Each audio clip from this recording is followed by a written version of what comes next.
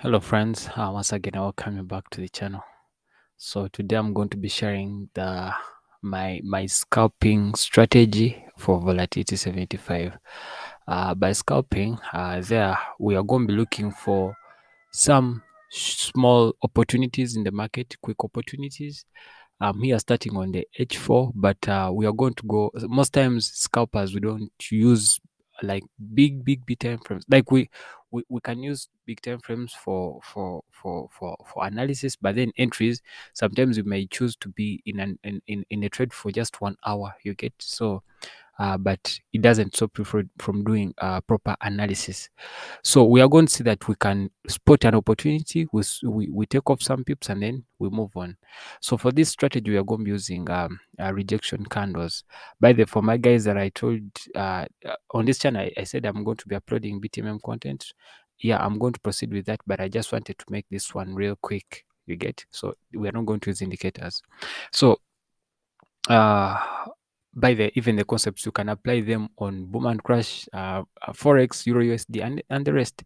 So ideally when you see a rejection candle, you get, when you see a rejection candle, like you try to ask yourself, like in real life, if I told someone, let's say, is going in a given direction, they're moving, you get, and then they quickly reject that area and then they turn.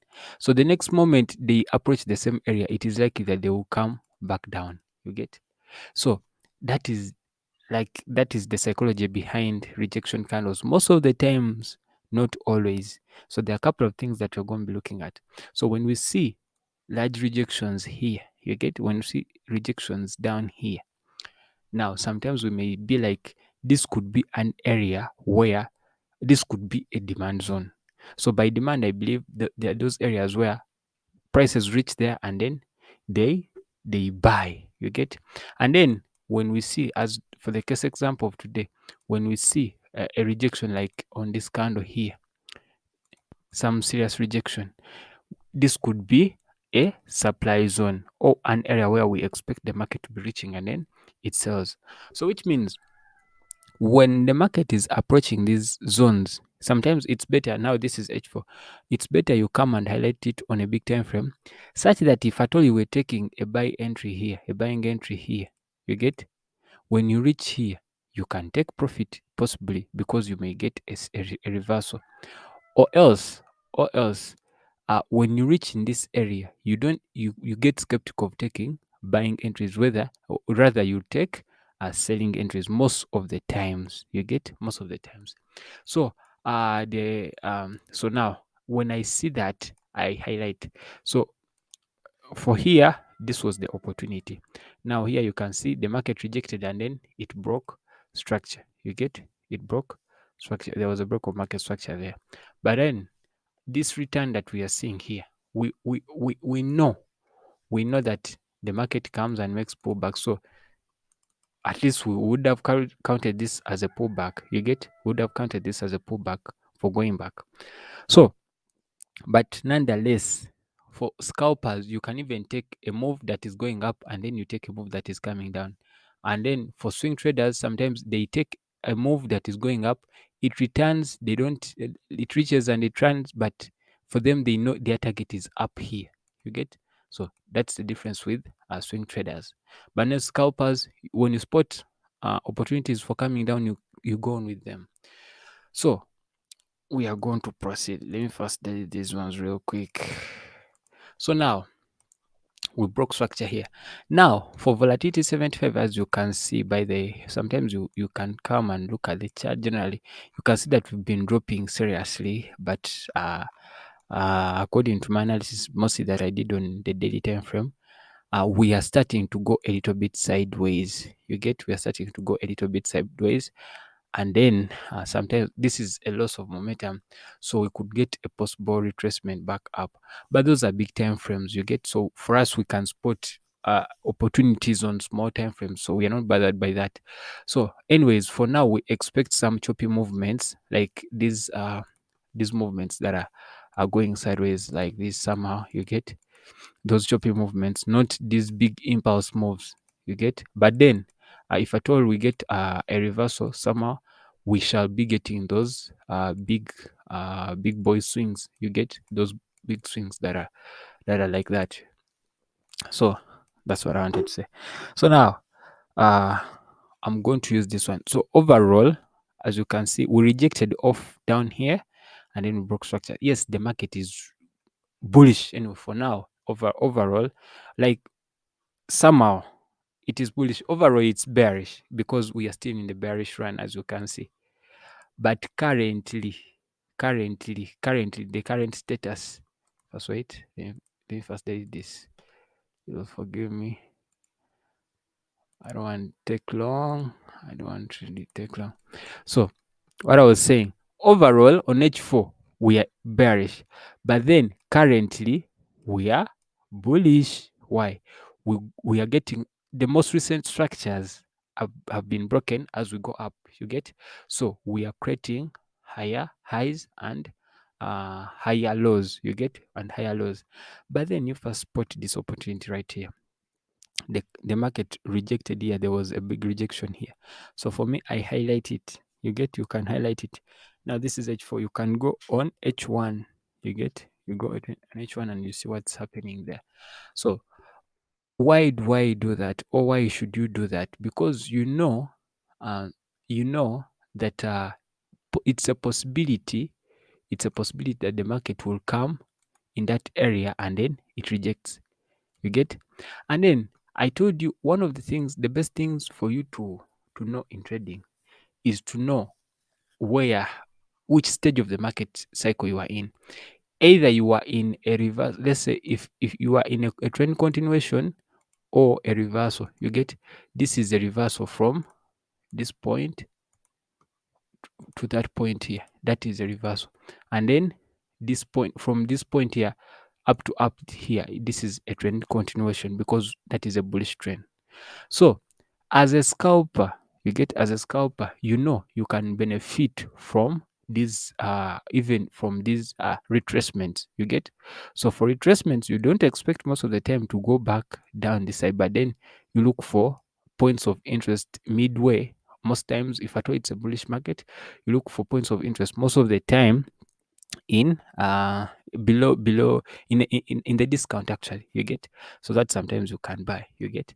So we saw that on H4 here we rejected, and now when we rejected here, you can see if we go further on M5, we reached here and then we were getting structures that were getting broken as we're going up. So which means you could take entries here to buy up to this place, because we got another rejection here on H4. This is an area of rejection. You get? This is an area of rejection. So which means if at all you know that here it was a rejection on H4, the market drops. You get? When it drops and on, let's say, M1 or M5 or M15, you get bullish structures. Let's say the market starts to go up like this. You get? Then you can take those entries up to this point where you got another rejection. Why? It's because you know when you reach here in this zone, it is likely that the market will sell. You get? So what does it so that's what ideally it communicates to you. You get? But overall, you know that what do I do? It's that when I'm to measure off, most of the time, now this is it. You reach here in this zone here, and then the market reverses. So you can, as a scalper, one of the things that you can use, one of the tools that you can use, you can divide the market into two. You get?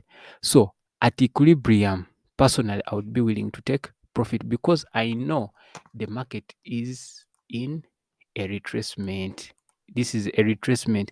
I'm not targeting the low. I'm targeting most of the time any area below the discount. But for me to be so sure, I target the premium, no, the equilibrium. You get? The 50%, the equilibrium. So when you reach there and then maybe you get like bullish market structures, you get, you target to go up for the impulse. You get? So that is all analysis. Now now I've explained that part of the equilibrium. Now my main interest was the area that got rejected. First, hold up. the area that got rejected. So I think you can see now. Let's go on M15. And M15, I like it so much, by the way. If you've been watching my videos for a long time, I love the M15. I love the M15 so much. I love the M15 so much. So now you can see on H4, this area here that we tapped into was a rejection on H4. And now, which means here, you had an opportunity to scalp off up to this area here. Why up to this area? It is because even in this area, we had gotten a rejection. So this is how you analyze that rejection. You get, this is how you analyze that rejection. Now, you may look out for some order blocks. You get, you may look out for some order blocks. What? By the way, I need to make another video on order blocks. After a careful study and analysis, I get a revision on order blocks. So for me personally, this is my order block. You get, this is my order block. The best order blocks are full bodied candles. You get, most of the time they are full bodied, actually very large. You get large candles. Sometimes you see something like that, and then you see, let's say, another candle, and then let's say one is bullish, and then all of a sudden you get a bearish one. You get, so something like this. So I take this to be the order block. You get, so you can see here we got this bullish impulse run. You get, so they moved the market up, and all of a sudden they made some weird things. So these are the thing. This is the market behavior that created the rejection. You get, that we saw. So now that's why you're going to see that, let's say on M5, there was a break of structure here. So here I concentrate even in this zone here that you're seeing, that we are seeing, that candle, this full bodied candle, bullish candle. Now you can see that we have this bearish candle, bullish, bullish, bearish, no, bullish candle. Sorry, you get, but for it is small. So it becomes another area. Now we have that candle. Let me first highlight it. We have this candle. We are looking for points of interest. The market maker always creates a number of points of interest. But then sometimes, if at all really this is going to be valid supply zone, you get, a supply zone or an area where we expect the market to be tapping. Let's say we are seeing this kind of market behavior, and then it goes up, and then if at all it is to reject. You guys, if you watched my video on fair value gaps, you get, on fair value gaps, many times, you get, many times retracements or pullbacks, many times they fall into fair value gaps. You get, they fall into fair value gaps, and then this is our fair value gap. You get, let me highlight our fair value gap. Okay. So that is an area that is not violated. So the market many times, you get, the market many times targets those fair value gaps, but then it targeted this fair value gap. You get, it targeted this fair value gap. What do we have here? This was a supply zone. After us passing this area of supply, you get, so when supply is not holding, you get, once we passed supply, now we tap into this fair value gap. This move back would be a retracement to and you guys, I think my students, if they're watching, my mentorship students, I know that now they are following, because there are a lot of things that I'm bringing on here that I've been talking about in mentorship. Now here we got a break of structure. You get, we got a break of structure, and now we are targeting an area to scalp. This would be this. I'm looking for a target. You get, because we want to take double moves.